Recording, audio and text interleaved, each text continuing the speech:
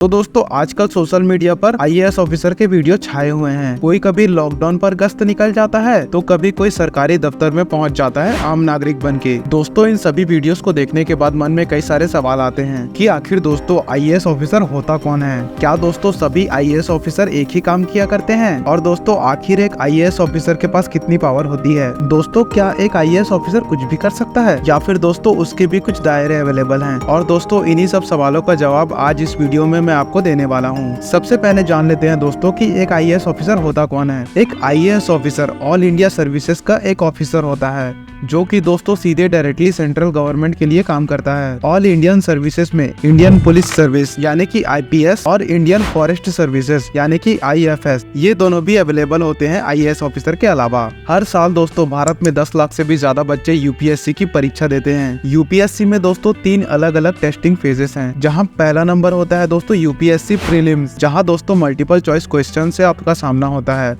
इसे पार करने के बाद दोस्तों आपको यूपीएससी का मेंस लिखना होता है, जो कि दोस्तों एक रिटन एग्जाम है। आखिर में दोस्तों आपको एक यूपीएससी का इंटरव्यू क्रैक करना होता है। इन 10 लाख बच्चों में से मात्र 150 बच्चे ही सिलेक्ट हो पाते हैं और दोस्तों इसीलिए इस टेस्ट को भारत का सबसे मुश्किल एग्जाम कहा जाता है। जो यहाँ तक पहुँच जाते हैं दोस्तों उनको अपने रैंक के हिसाब से इंडियन एडमिनिस्ट्रेटिव सर्विस मिल जाती है। दोस्तों एक आईएएस का काम है सरकार के एग्जीक्यूटिव ब्रांच को सर्व करना, यानी कि दोस्तों जो पॉलिसीज और लॉ सरकार ने बनाए हुए हैं उन्हें दोस्तों जनता तक पहुँचाना। और दोस्तों एक आईएएस ऑफिसर को उच्च डिपार्टमेंट के मिनिस्टर लोग ऑपरेट करते हैं। दोस्तों एक आईएएस की ताकत का अंदाजा आप इस बात से लगा लीजिए कि दोस्तों कोई भी मिनिस्टर या प्राइम मिनिस्टर एक आईएएस ऑफिसर को बर्खास्त नहीं कर सकता। दोस्तों यह पावर सिर्फ देश के प्रेसिडेंट को दी जाती है, क्योंकि दोस्तों इन आईएएस ऑफिसर को एक राष्ट्रपति ही अपॉइंट करता है। दोस्तों जब एक आईएएस ऑफिसर सर्विस में आता है तो दोस्तों उसे सबसे पहले सब डिविजनल लेवल पे रखा जाता है और दोस्तों सब मजिस्ट्रेट की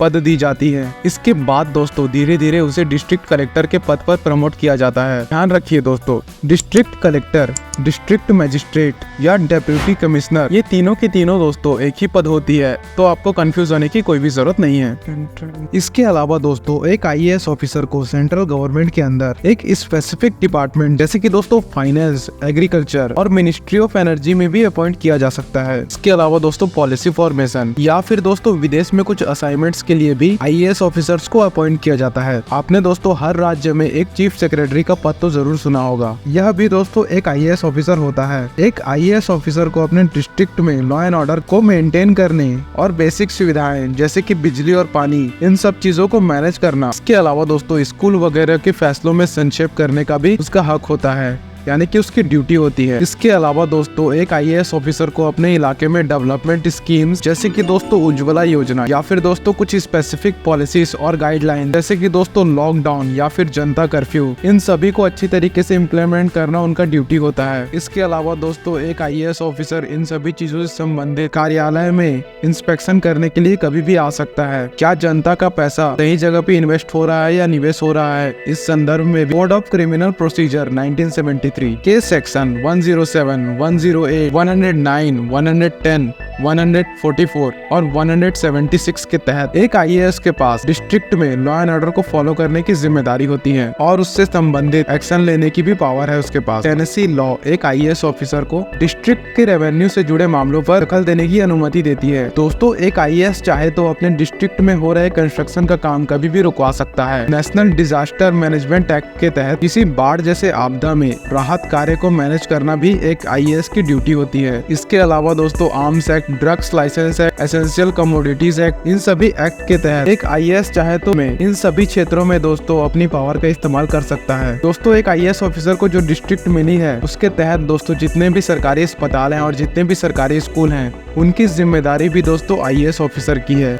वो दोस्तों यहाँ के डिपार्टमेंट हेड को बुलाकर कभी भी रिपोर्ट मांग सकता है। स्कूल और कॉलेज के अलावा भी electricity department, water department, agriculture department या दोस्तों लैंड रिसोर्स डिपार्टमेंट, ये सब डिपार्टमेंट भी दोस्तों एक IAS ऑफिसर के अंडर आया करते हैं और दोस्तों यहाँ पर भी एक IAS चार्ज कर सकता है, साथ ही दोस्तों डिपार्टमेंट के खिलाफ कार्रवाई भी कर सकता है। तो दोस्तों आप देख ही सकते हैं कि एक IAS ऑफिसर की जॉब कितनी ज्यादा स्ट्रेसफुल है और दोस्तों इसीलिए एक IAS ऑफिसर सरकार के लिए बहुत ज्यादा कीमती है और दोस्तों इसी वजह से सरकार इनकी बहुत ज्यादा खातिरदारी भी करती है। दोस्तों एक IAS के जॉब में लोगों को सबसे ज्यादा लुभाने वाली इनकी खातिरदारी ही लगती है। सैलरी के अलावा दोस्तों एक IAS ऑफिसर को बहुत ज्यादा फायदे भी मिलते हैं, जैसे कि दोस्तों एक IAS ऑफिसर को हमेशा डिस्ट्रिक्ट के VVIP कॉलोनी में एक बंगला दिया जाता है, जिसके साथ दोस्तों उसको एक बावर्ची, एक गार्डनर और एक स्वीपर भी मिलता है जो उसके खातिरदारी में हमेशा लगे होते हैं। जिसके बाद दोस्तों एक IAS ऑफिसर को सरकार गाड़ी और एक ड्राइवर भी देती है। इसके अलावा दोस्तों इस गाड़ी का फ्यूल से लेकर इसके मेंटेनेंस तक का खर्चा पूरा सरकार उठाया करती है। सभी IAS ऑफिसर को भारतीय ट्रेन या भारतीय प्लेन की किसी भी फर्स्ट क्लास कोच में